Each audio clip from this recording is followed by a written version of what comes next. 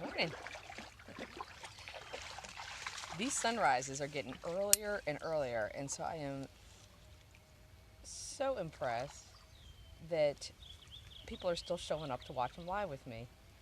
There's a really interesting bug buzzing over there in the rocks. So if you hear a little buzz, that's what it is. It's kind of freaking out Dash right now because it's buzzing at him. But so thank you for joining me so early. I know this is crazy early. We may have to move to sunsets eventually until the summer solstice hits. But really excited you guys are still here with me early in the morning and watching me live too.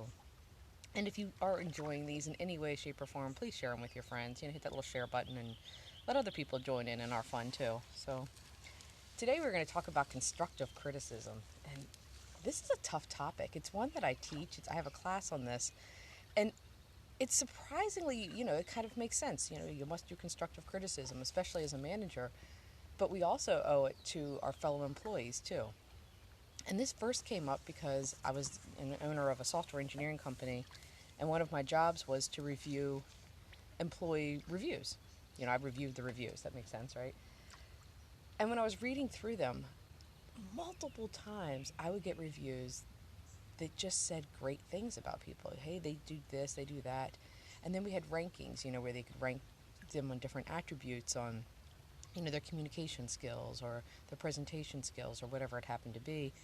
And it happened all the time where people would get perfect scores, like literally perfect scores.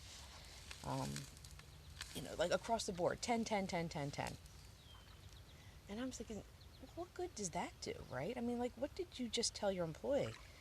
And so I brought in some of the managers and I talked to them and I said, hey, why did you give them a perfect score? And they're like, well, I don't want them to feel bad about anything that they're doing. And we talked a little bit about that during our review, but for the most part, I just wanted them to feel good walking out of the review and, know that I do appreciate what they're doing. Great. Okay. That part's really, really good, right? But one of the things that they forgot and they didn't realize what a gift constructive criticism is that what your employee hears is great. The first moment they're thinking, yeah, I did good. Wow, look at me, look at my review. But then later that night when they're sitting there, they're thinking, man, they don't see any potential in me. What they're really hearing from their manager is, you do great work. You do such great work that I don't actually expect anything more from you. You have reached your max potential. And that's not good, right? What we really want our staff members and our employees and our colleagues and everyone else around us to hear, and this applies to home too, our children as well. We want our kids to feel good. We want to be able to tell them, like, hey, you're doing a great job here. But here's some other things that, maybe we could think about or talk about. Is what they hear then is, man, I do a really great job and I've done a lot of really good things. But whoever is criticizing me in any way also thinks that I have even more potential, that I can even do better and greater things. And then here are the steps to get there. And that's the important part, is that you're giving them not only the good parts, right? Hey, these are the parts that you're doing really, really well. These are the parts that I think you actually have more potential in. And then here are the steps to get there. And so that's why I believe constructive criticism is such a gift. And it's a gift both directions. And it's not just the giving, it's the receiving too. So especially when it's given correctly, it can make somebody feel really good. And if you're on the receiving end, it might be that they're not great at giving it. But remember that it's also really hard for them to give, right? So if they're sticking themselves out on a limb and saying, hey, you know what? Oh, man, your hair actually doesn't look all that great today. Have you thought about going to this salon? Sometimes that might hurt, right? I mean, you're looking and thinking, God, does my hair look that bad? But that was maybe really hard for your friend to give that criticism. And it was hard for them to stick themselves out on a limb.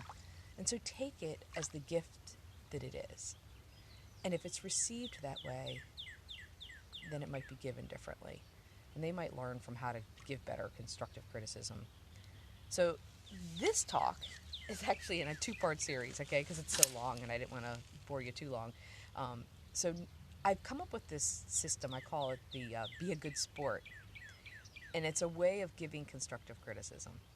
And it has very specific elements that need to be included and in a specific order. And if you give constructive criticism in this order and with all of these elements, it's received much better. So next week's video, I'm actually going to go through the elements of sport, which is, it's an acronym, SPORT, and it works really, really well. So I'll share that next week. I went back to using my tripod. I'm hoping the sound is good.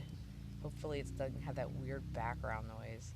So if you're watching, if you could let me know in the comments, hey, if the sound's okay, I'd really appreciate that. I guess I should ask that at the beginning, though. I'll learn how to do this eventually. But really appreciate you guys stepping in here early in the morning. I mean, it's quite amazing that you guys show up week after week and hang out with me on the sunrise on the beach, and the sun's coming up. So I'm going to hang out, sit quiet, let you guys watch the sun come up. It's really, really beautiful today. I didn't think we'd get one because of the cloud cover, but